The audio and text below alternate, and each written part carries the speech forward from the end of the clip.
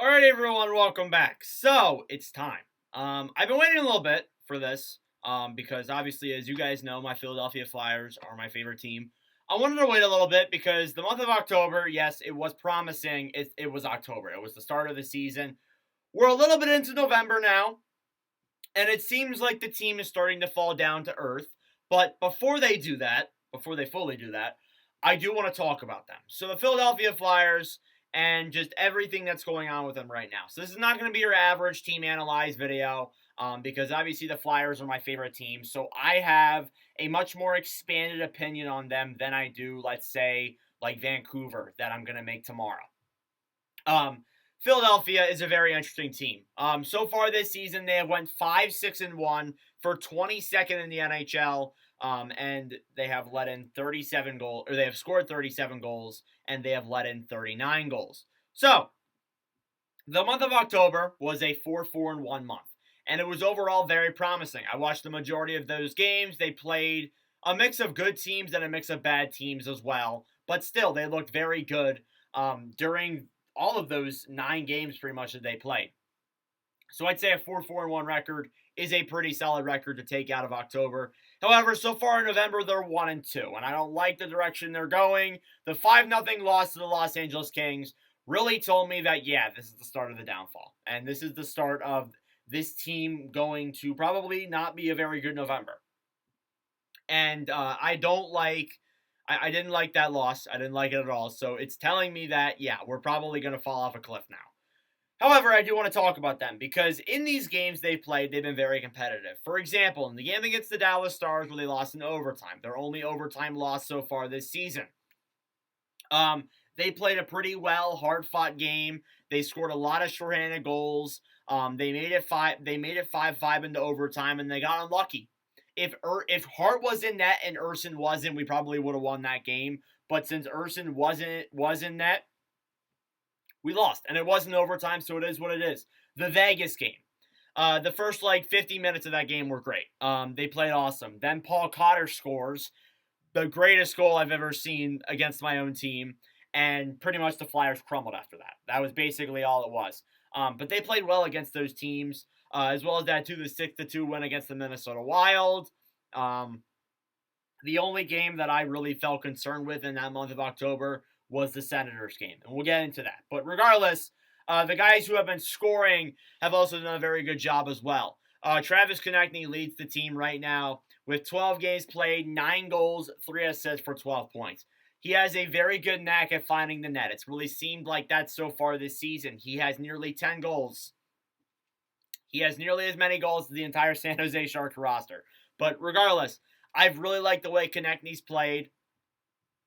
I mentioned him in a video a few days ago. He's had himself a very solid season so far, and hopefully that continues because it looks like the Flyers are going to keep him, so we definitely want him to be good, of course. But yeah, Konechny I've liked a lot. Been a great forward so far for this Flyers team. Then you got Travis Sanheim. Now, I can't speak for the last couple of games because I've been very busy this past week, so I haven't been able to watch a lot of the Flyers-related games. I really haven't been able to. So Sanheim so far this season, 12 games played, 1 goal, 9 assists for 10 points. During those games he was playing, he played really well. And there were, it wasn't just like he's going to win Flyers team related awards. He was like a Norris leader for a while there. People really liked the way that Sanheim was playing at the start of the season. I really liked the way that Sanheim was playing at the start of the season. Maybe that falls off, and it's very possible that falls off too because it would be such a Philadelphia Flyers thing for him to absolutely fall off a cliff. But he looks good. He looked really good for the stretch a couple of games. And last year, even when we wanted to trade him, and it fell through, obviously, he apparently didn't take that as, oh, this team doesn't want me to play anymore. I want out. I don't want to play well anymore. And he's not playing like shit like other players would if they nearly got traded and they didn't. Instead, Sanheim went in the offseason. He gained a couple pounds, and he's playing a really well, he's looking like a really good number one defenseman right now. And I have a list of players here that aren't on the leading scorers list that I do want to discuss. So we will get into them in a second here. But, Sanheim's a good one to start off with. Next up, then, Cam Atkinson, been our second best scorer so far. 12 games played, 6 goals, 3 assists, 9 points. I've liked Atkinson a lot. Great that he's returning. I'll bring it up later when Couturier is mentioned. But him being back really helps out the leadership core for this team, and it just makes it so much better right now. Next up, then, Joel Farabee in fourth in scoring with 12 games played, 5 goals, 4 assists, 9 points. Past couple of years have been a little bit concerning for Farabee. It's been a pretty rough go of things for him. But I like the fact that he's finally back, and it looks like now that he's fully healthy and returned, Beezer's having himself a pretty solid season so far with 9 points in 12 games. I'll take it.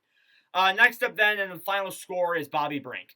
With 11 games played, 3 goals, 5 assists, 8 points. Brink looked good, really good, especially in that game against the Minnesota Wild. He looked great. And I will say this, too, about Brink. The first couple of games that he played from the home opener against Vancouver up until now, I think. He has had himself a pretty solid stretch of things from that point forward. Because just honestly, like, he played well, but he wasn't getting points. He wasn't getting, like, the assists or anything like that. He picked up a few during there, but it was really that Minnesota Wild game, that 6-2 win where we really broke out, and he really started playing his game very well. So, Brink, very good so far. He's, like, tied for leading scorer in Calder race right now. So, hey, if he keeps playing the way he is, maybe. Who knows? But I like Brink a lot. A very good forward there for Philadelphia. Now I want to talk about some other guys that aren't mentioned in the leading scorers column. I'll get into the goalies in a little bit, but obviously you got Tyson Foerster, who, like Bobby Brink, hasn't been putting up like points, but has still looked really good with the Flyers. And I want to go back to this quote that Danny Briere said. You give the young guys a chance, but not put them in a position to fail. And that's what Tortorella's been doing. I like what Tortorella's been doing a lot. My only issue is Morgan Frost, but we'll get into him in a second here. But, like, he's managing these young guys really well. And that's what a lot of people have been saying, and that's what a lot of people's concerns were. And that was what my concern was. You look at the history of Tortorella in Columbus, with the Rangers, he has a pretty bad track record when it comes to younger players. So I was a little bit, when we said that we were going to have him be with this team in the rebuild. But he is actually kind of saying the right things with Philadelphia, saying the right things that I thought when Fletcher was still around. And now I really like him as the coach. And when you go back and look at the video that I made when he was hired, it's one of the more popular videos in the channel's history.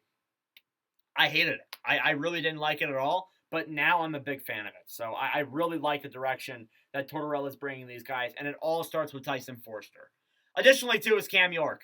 York, I connected him with Sanheim. Him and Sanheim looked great. York's made a few mistakes, but that's what happens when you're like a 21-year-old winger or a 21-year-old defender who's getting top minutes.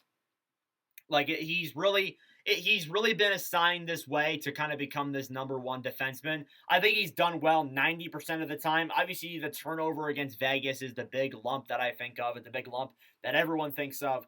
But yeah, York, he's looked good. Just needs to keep picking it up and needs to keep going. Couturier now. Sean Couturier. And I said that with Atkinson. I timed Atkinson. Him and Atkinson being back are awesome because prior to that, it was like Scott Laughton and Kevin Hayes that were the leaders. And it just shows that wasn't working.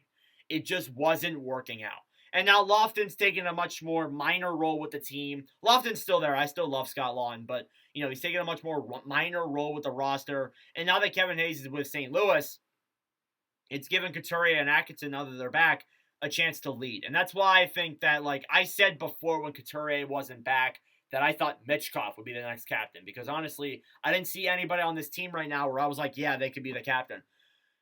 I think it's going to be Couturier. I think at some point they're going to have to name Couturier the captaincy.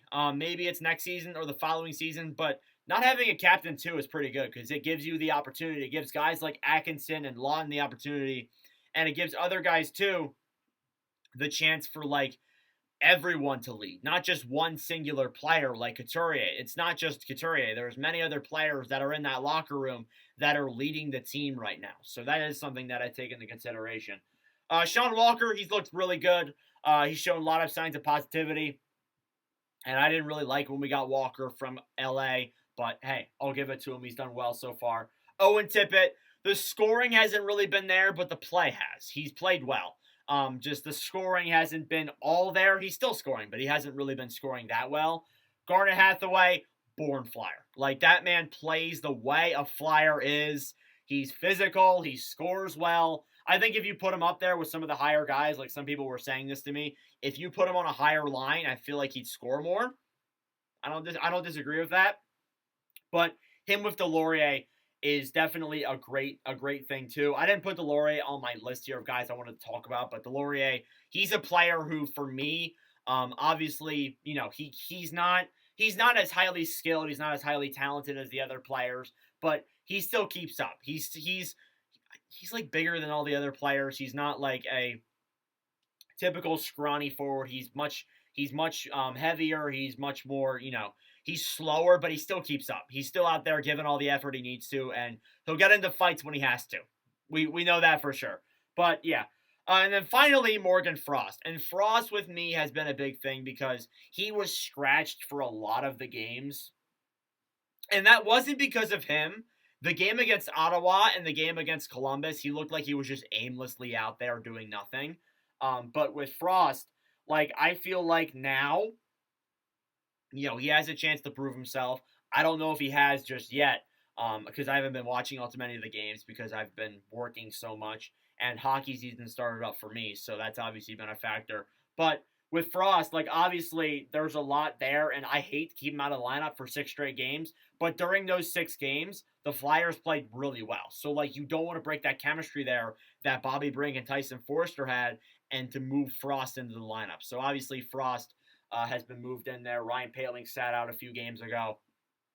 I believe he has played since. But yeah, that's enough for the skaters. Let's get into the goalies now. So Carter Hart's been a big factor in why we were so decent in October. 4-3-2, 2.52 goals against average, and a .913 save percentage. He's definitely not 4-3-2. He's 4-3. That's my bad. I don't know why I put 4-3-2 because we only have 1 OT loss. But yeah, Hart doing what he needs to do. But the issue is he's out 3 to 6 weeks. So that is why another big factor there too is why I'm like, yeah, we're gonna fall off a cliff. Like, yeah, we had a good 500 run. Now we're gonna fall off. That's pretty much what I'm expecting in November. But hey, Hart did his job. He did well. Now we get some time to rest, and I'll give it to him. And then he got Samuel Ersson, 1-2-1, 3.9 goals against average, .815 save percentage. He's been solid. I'll say that. There's been games where I've been like, nah, but he's been okay a little bit. And obviously now, too, that Cal Peterson, with Hart being out, Cal Peterson's gotten a chance to slot himself into the lineup again. And, he was in that 5-0 L against the Kings, but it is what it is. It's his first game of the year. We'll see how he does moving forward. But, yeah, we play San Jose, and I swear on my life if we lose to San Jose, oh my goodness, I probably won't go to school next day because my history teacher's in English, or my history teacher is a Penguins fan. So I'm not trying to go to school after losing to the worst team we've seen in a long time. So, yeah, no, I'm good. Some injury stuff. Some injuries that we're dealing with right now. Obviously, Carter Hart's out 3 to 6 weeks. I mentioned that. Mark Stahl is out 4 to 6 weeks. I kind of hated on Stahl a little bit, but he's a good veteran leader. He shows a lot of leadership. I think he's going to really help mentor Cam York.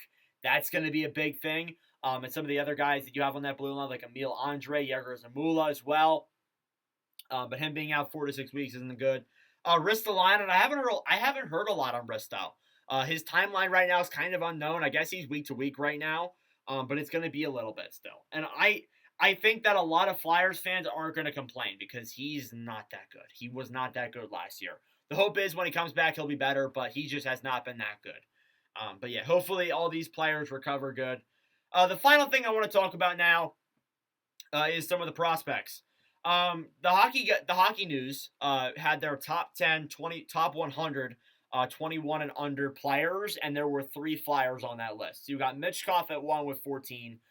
Cutter Gauthier next then at 20th, and then you got Tyson Foerster all the way back at 63, and that's about it. I didn't think there'd be any other guys on that list, so I'm not all too mad. But yeah, you got Gauthier, you got Michkov, you got Oliver Bonk there too.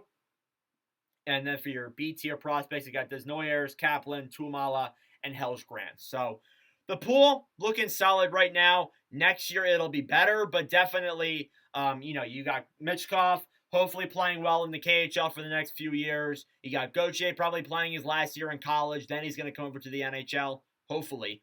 And then obviously, too, you got guys like Bonk improving on the blue line, Hellish Grands as well. Lehigh Valley looks solid. So definitely those are things to look forward to if you're a Flyers fan. But yeah, this year, it's going to be probably a painful November. It's probably going to be a painful December. The rest of the year is not going to be very fun either. But I will say this. We're going to get better. You're just going to need to wait. So yeah, that is my thoughts on the Flyers right now. I'll probably make another video on them in like January or maybe December. I haven't really decided yet. But regardless, let me know your thoughts down below. Thank you for watching. If you enjoyed, make sure to leave a like. Hit that subscribe button down below. I really appreciate it. A much longer video here for you Flyers fans. But anyways, thank you all for watching, and I'll see you guys in the next video. Adios.